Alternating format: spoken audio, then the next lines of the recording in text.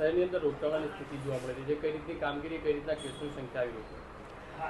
સુરત મહાનગરપાલિકાની દરેક ઝોનમાં રેપિડ રિસ્પોન્સ ટીમ અને એપિડેમિક બ્રાન્ચની એમ કુલ મળીને 14 રેપિડ રિસ્પોન્સ ટીમ દ્વારા તથા એ ઉપરાંત વીપીડીસી વિભાગના 209 પ્રાઇમરી હેલ્થ વર્કર અને મલ્ટીપર્પઝ હેલ્થ વર્કર દ્વારા રોજે રોજ 1 લાખથી વધુ ઘરોનો સર્વે કરવામાં આવે છે અને સાથે સાથે તમામ ઘરોમાં કે વિસ્તારોમાં આઈસી એટલે જનજાગૃતિની એક્ટિવિટી કરવામાં આવે છે.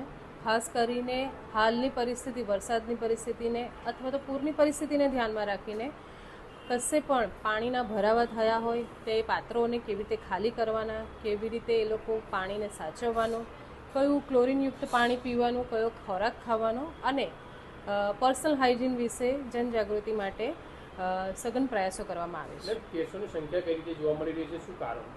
કેસોની સંખ્યા વધવાનું કારણ હાલ વાયરલ ઝાડા ઉલટીના કેસોમાં પણ વાયરલ પરિસ્થિતિ વધારે જોવા મળે છે અને મેલેરિયા અને ડેન્ગ્યુના કેસીસ જોવા મળે છે, જેને કારણે ઘણા બધા હોસ્પિટલો અને સરકારી સંસ્થાઓમાં પણ દર્દીઓનો ધસારો જોવા મળે છે, પરંતુ તમામ પરિસ્થિતિઓ કંટ્રોલમાં છે. કેસોની સંખ્યા કઈ રીતે આંકડા કહેવાય?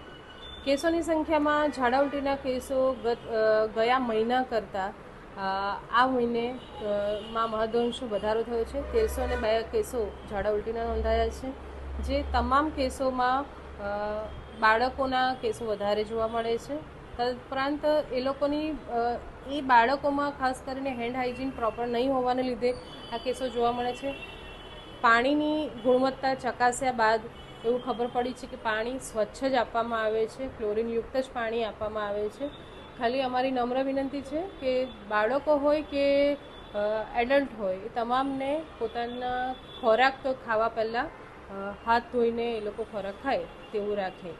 મેલેરિયા અને ડેન્ગ્યુના કેસોમાં મચ્છરોનો ઉપદ્રવ જોવા મળે છે, પરંતુ ગયા વર્ષ કરતાં એટલો વધારે નથી, છતાં રાઇઝિંગ ટ્રેન્ડ છે.